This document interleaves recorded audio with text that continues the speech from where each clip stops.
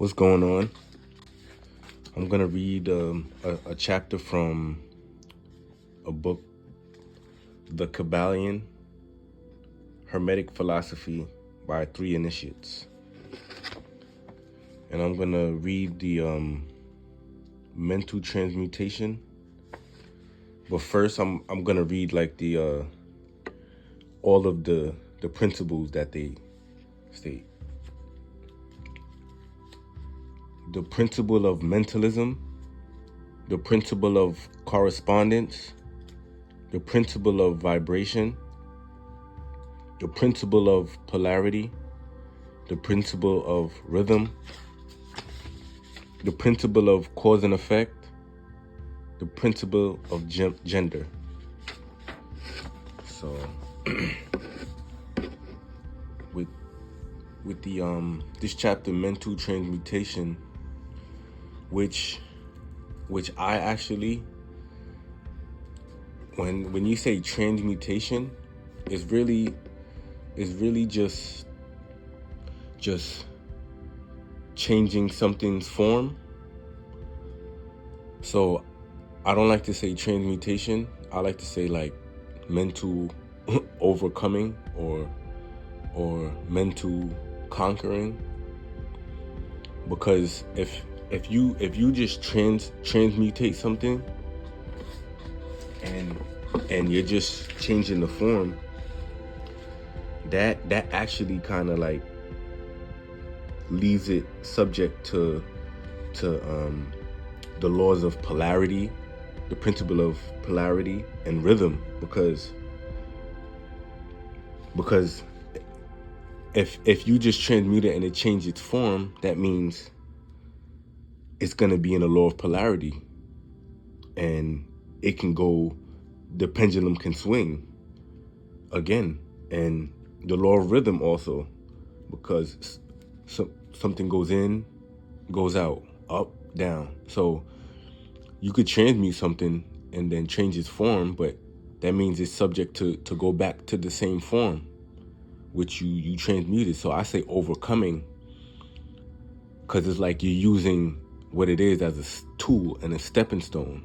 These principles that's in the Kybalion, the whole book, is tools to understand, to overcome, to overcome and use to as like a stepping stone or just a tool to, as because once you're aware and understand it, then you can overcome it. Now it's not saying like just like, oh, this is the law and then that's it. Like, it's like, because the law is going to do what it's going to do anyway, and most of the laws is again with the law of rhythm and polarity. So once you go one way, it's gonna swing back the other way again. So, and the law of rhythm, once you happy, you're gonna be sad one day, then sad, then happy. So it's about overcoming and coming off of this and putting things, put the laws in their proper place, so you overcome it and conquer it. So meaning you're the one that's ruling these laws and using it, and it's not using you. So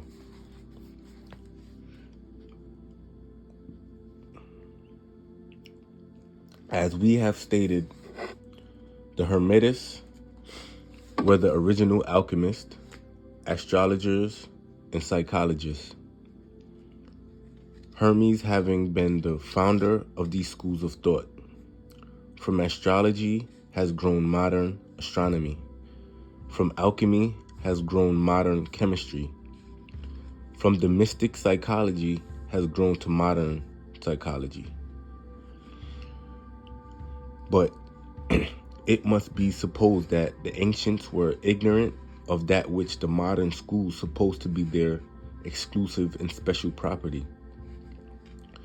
The records engraved on the stones of ancient Egypt show conclusively that the ancients had a full comprehensive knowledge of astronomy. The very building of the pyramids showing the connection between their design and the study of astronomical science.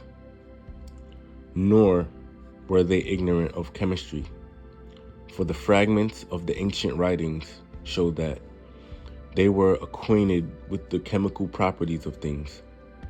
In fact, the ancient theories regarding physics are being slowly verified by the latest discovery of modern science, notably those relating to the constitution of matter.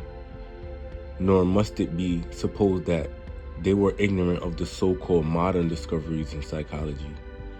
On the contrary, the Egyptians were especially skilled in the science of psychology, particularly in the branches that the modern schools ignore, but which, nevertheless, are being uncovered under the name of psychic science, which is perplexing the psychologists of today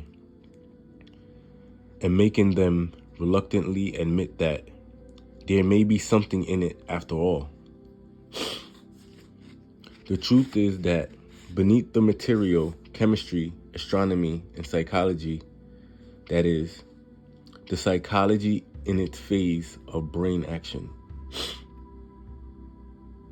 the ancients possessed the knowledge of transcendental astronomy, called astrology, of transcendental chemistry, called alchemy, of transcendental psychology, called mystic psychology. They possess the inner knowledge as well as the outer knowledge, the latter alone being possessed by modern scientists. Among the many secret branches of knowledge possessed by the hermeticists was that known as mental transmutation, which forms the subject matter of this lesson. Transmutation is a term usually employed to designate the ancient art of the transmutation of metals, particularly of the base metals into gold. The word transmute means to change from one nature, form or substance into another, to transform. See, that's what I say. Like, transmute is changing a form to another. So it kind of gives. It's still subject to the laws of rhythm and polarity. It's kind of like say if we go, okay, I'm gonna take this ice and transmute it into and then heat it up and then change it into water. You might have did that, but it still can turn into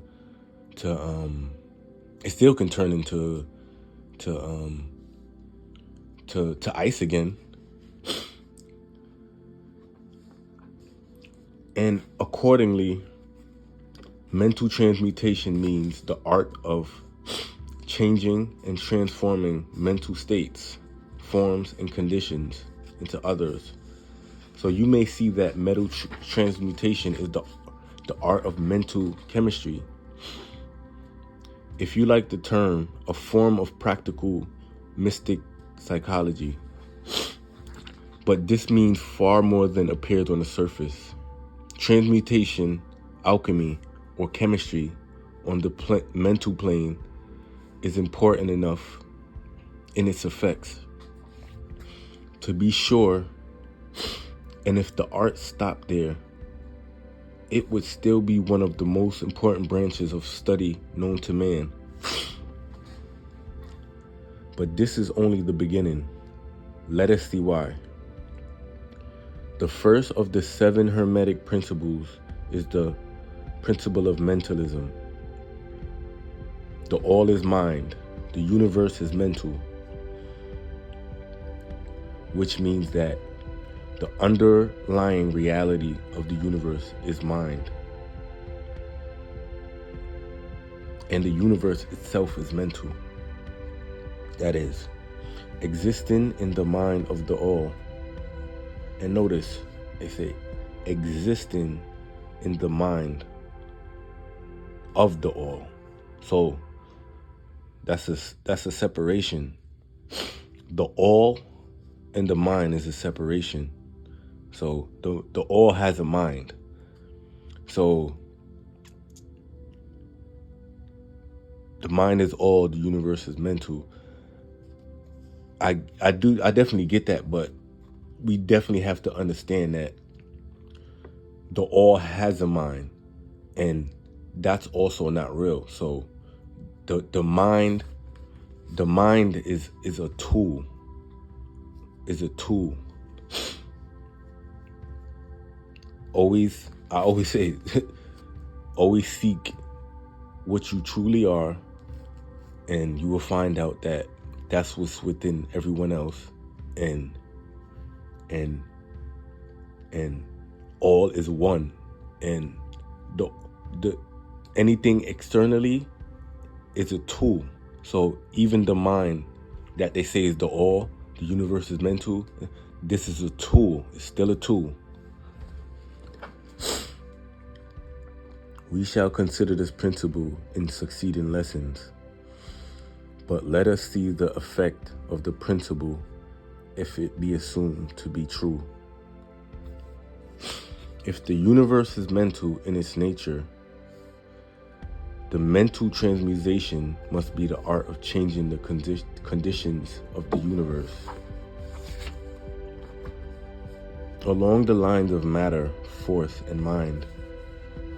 So you see, therefore, that mental transmutation is really the magic of which the ancient writers had so much to say in their mystical works, and about which they gave so few practical instructions. If all be mental, then the art which enables one to transmute mental conditions must render the master the controller of material conditions, as well as those ordinarily called mental. As a matter of fact, none but advanced mental alchemists have been able to attain the degree of power necessary to control the grosser physical conditions, such as the control of the elements of nature, the production or cessation of tempest. Also, I want to say, if the all is mind, the universe is mental. If we're trying to change, like certain things that we don't so and so like with our egos, and our egos is actually running the show, and we're like, oh, I don't want this to happen, I don't want that to happen, so I'm gonna change this. I'm gonna use the mind is all, the universe is mental to change this. But your ego is doing that. Your ego thinks it knows what it wants, or what it wants to change. And understand that the universe is mental. So that means that whatever came to you was supposed to come to you. So that means that the quote unquote universe already showed you what you need to see, but you have to overcome it instead of just trying to change it. Because if you're just trying to change any little thing that'll make you feel good, that means that's just your ego that just want to change things, and it's gonna come back anyway because you haven't overcame it. You just changed its form, which is gonna come back again in a different form. So overcoming is coming off of the ride, basically, and just observing, and overcoming and conquering is taking situations that come to you and overcome it, and not just running from it in a certain way, and you're facing it and feeling it and letting it go. I always there's a analogy with like a spring. Like if you take a spring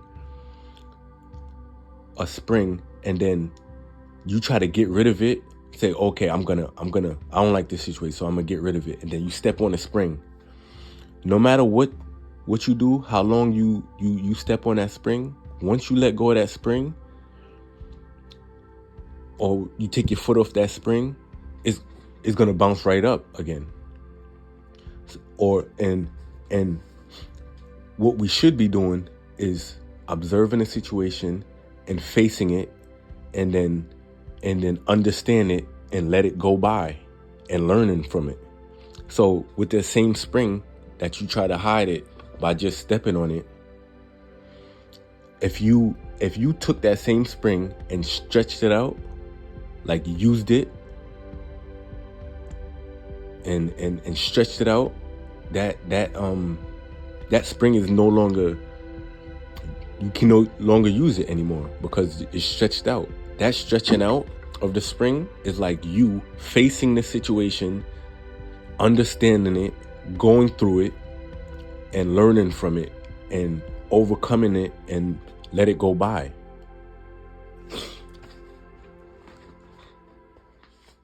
So that's this is about overcoming the production, earthquakes, and other great physical phenomena, but that such men have existed and do exist today is a matter of the earnest belief to all advanced occultists of all schools that the master exists and have these powers. And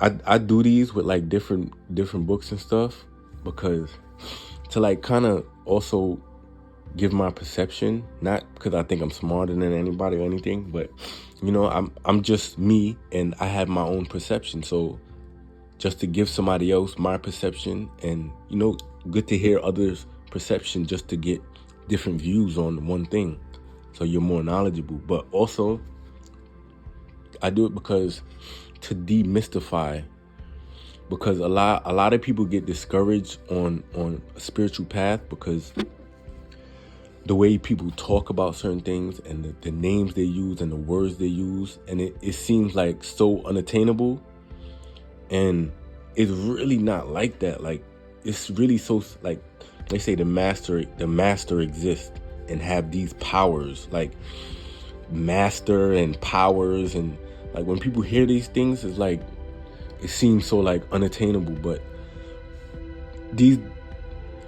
when they say master, all they mean is you knowing who you are and putting the cart before the horse of the ego and the mind, and knowing that you aren't those things, but those things are a tool. But you're in your position as the one seeing these things and observing it and learning and experiencing. That's what being a master is. And powers, like when when you say powers, like say like psychic powers or clairvoyant, or like people do this stuff so much. Like when I was in school, you see a lot of people daydream,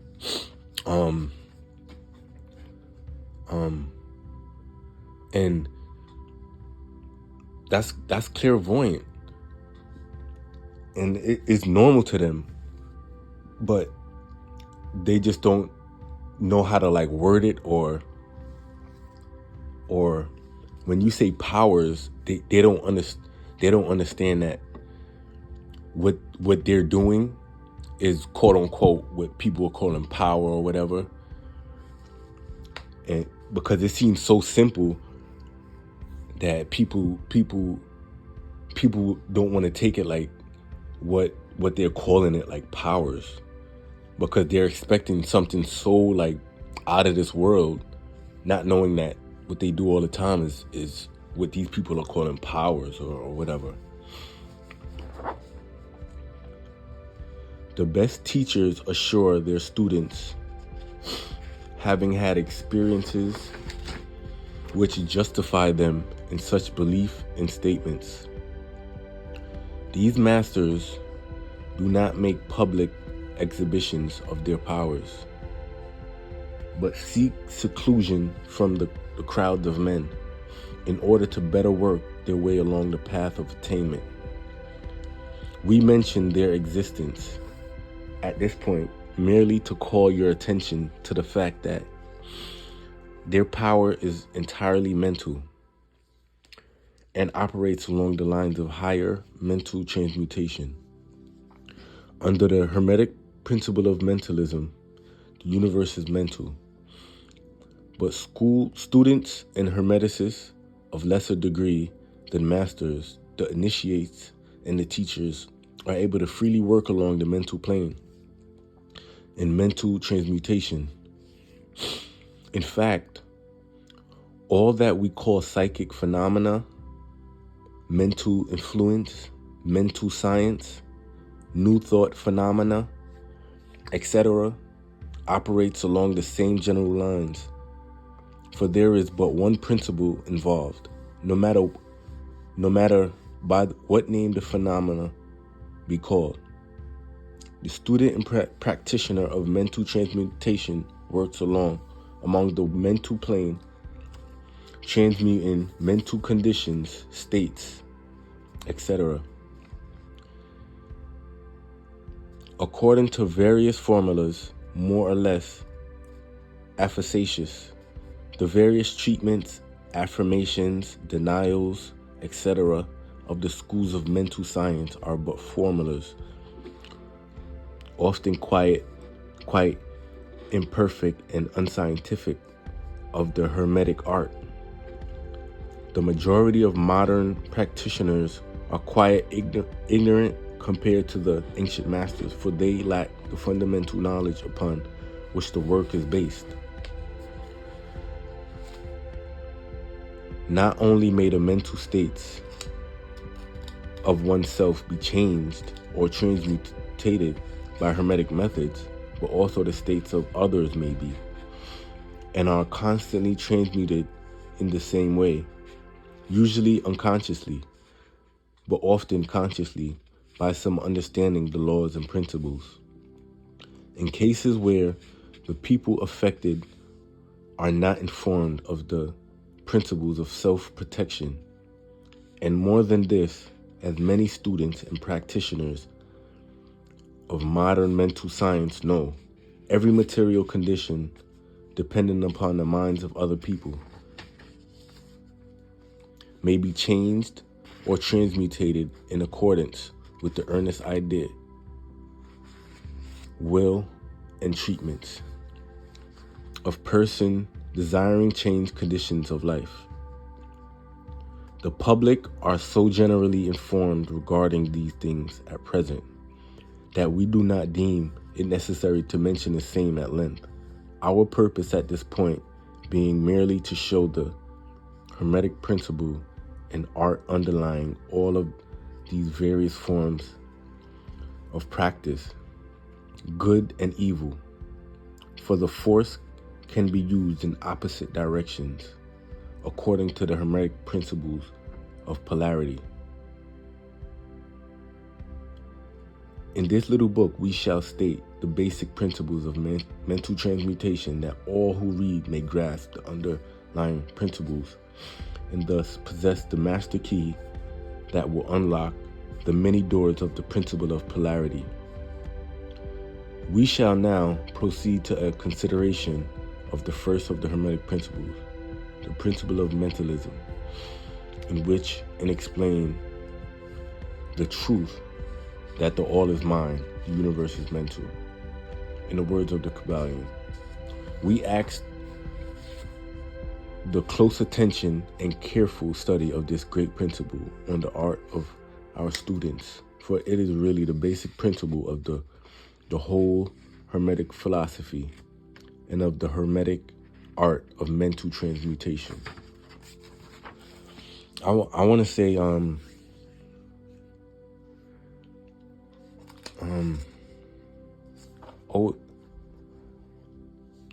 always remember that these things are tools, and anything you're doing is, remember, like, is seek God it's we might want personal things and try to use these things to get like what we want or we think we need, and on the ego level changing our lives. But no matter what, if you're doing things on that level, you're gonna have to always face it again, no matter what, because we're on Earth and we have to deal with these principles, and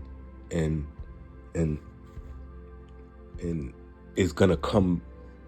We have polarity. Things are gonna come back.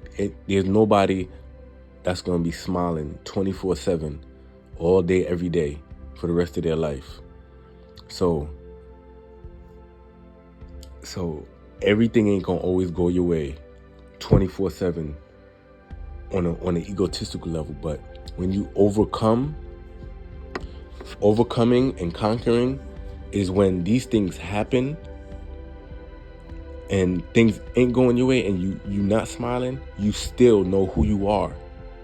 And that's the overcoming and getting through. And so you're letting these things happen and releasing it so it doesn't keep coming back.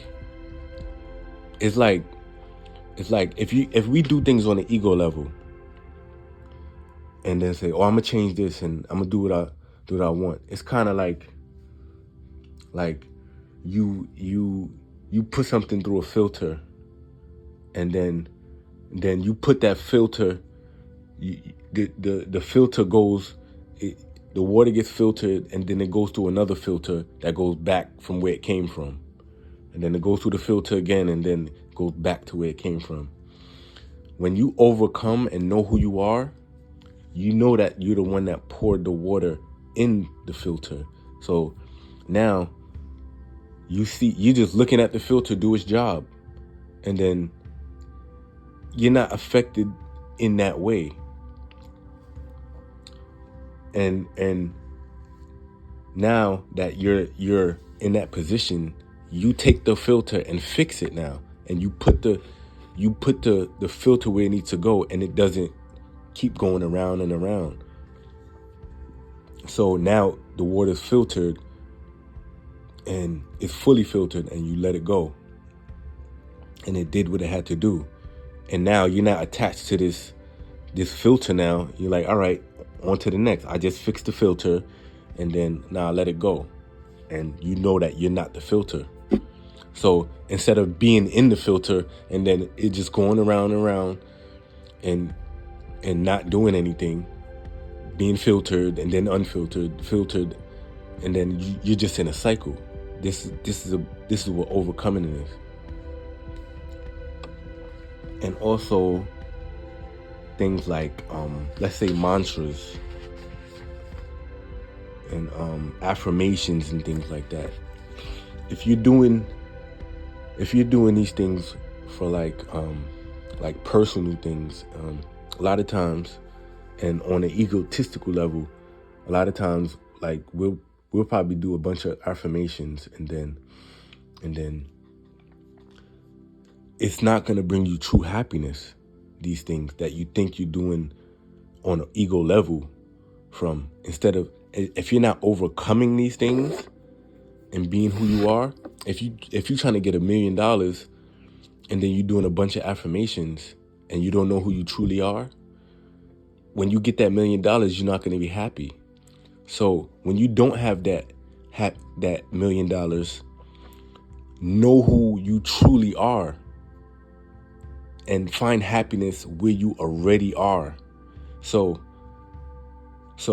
you might want that $1 million, but if you don't have that $1 million, that don't mean you're not going to be happy.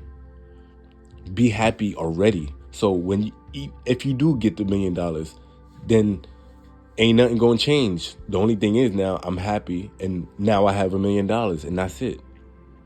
So, because sometimes we can think that we're doing these bunch of affirmations in our ego, and we think we want this because we think this is going to make me happy. So imagine somebody do a bunch of affirmations for like 2 weeks and like, oh, I want $1 million, I want $1 million, I want $1 million. Next thing you know, you going on a block, then you get shot. You get shot by a police by mistake, right? And then and then you sue the city, and then you got your $1 million, but now you in a wheelchair because you got shot. So it's like sometimes you gonna get what you want, but it's gonna come with something else that you have to deal with. Like you're not gonna be entirely happy. There's a lot of people that have $1 million and they do not feel good about themselves, and they're not truly happy within. They don't truly know who they are. The $1 million made them happy for a little bit, but now those things come back because they transmuted it, their situation, but those same underlying things still came with them, and they're still under the law of polarity and law of rhythm. So it can still come in a different way. So if you don't overcome and conquer,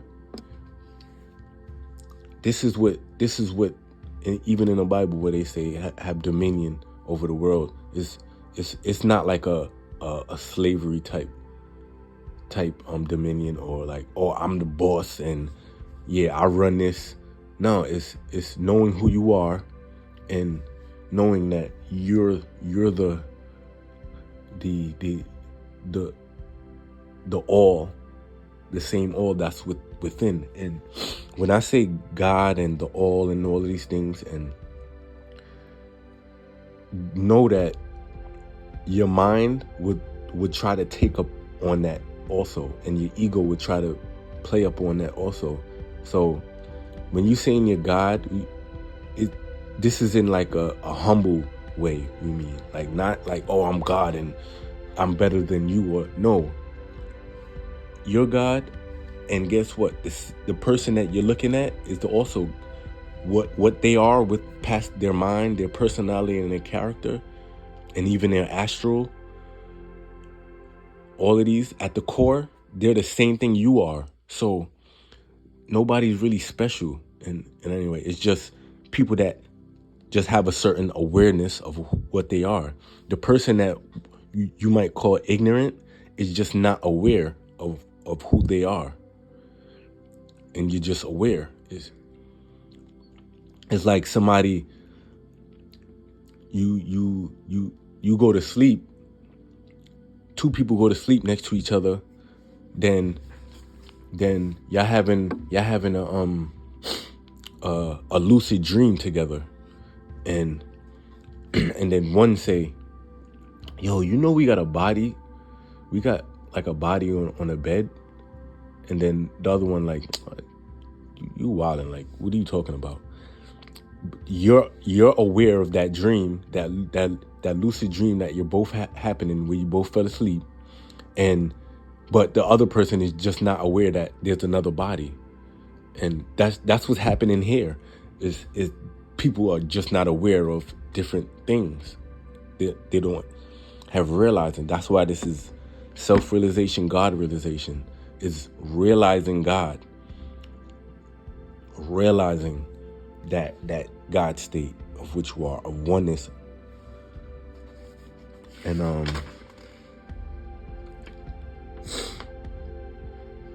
and all of these, like clairvoyant, all the clairs, these are basically just, it's not something to feel like, oh, I'm better than this person, I can see more like this. This is basically just like somebody saying, oh, I got better vision than you. I can see, I don't need glasses, or because all those things is just the same senses you have in the physical. It's just on the astral level. It's just having those senses on the astral level, and that's just it. Somebody could hear good on the physical plane, but then they can hear in the astral, on the astral level, and that's That's what the clairs are. It's basically just these same things, but on the astral level.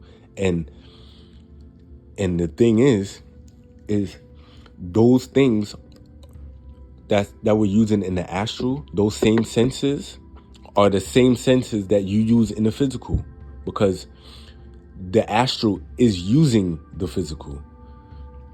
As in one of the other videos, I was saying, using an analogy about like a spaceship.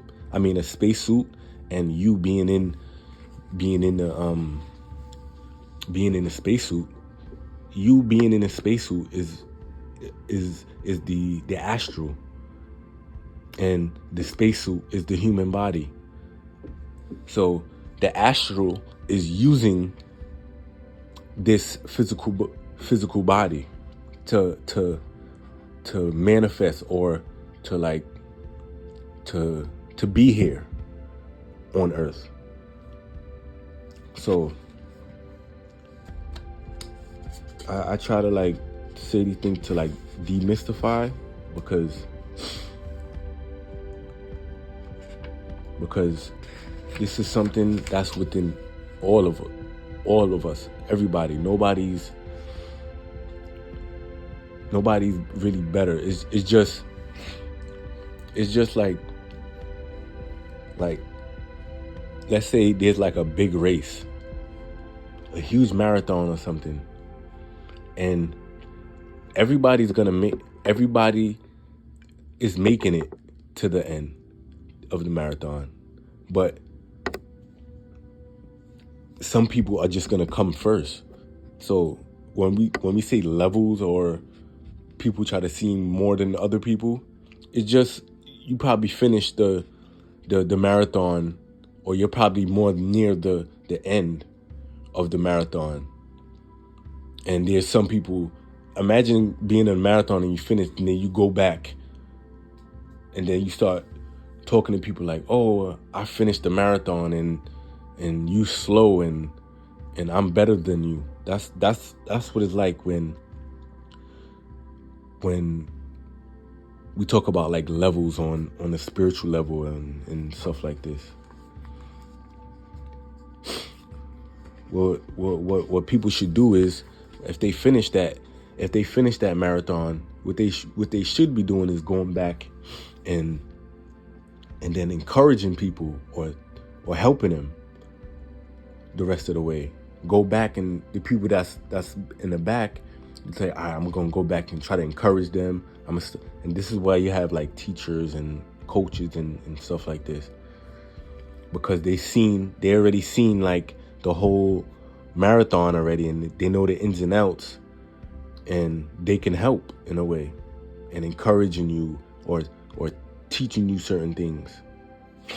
So yeah, that's it.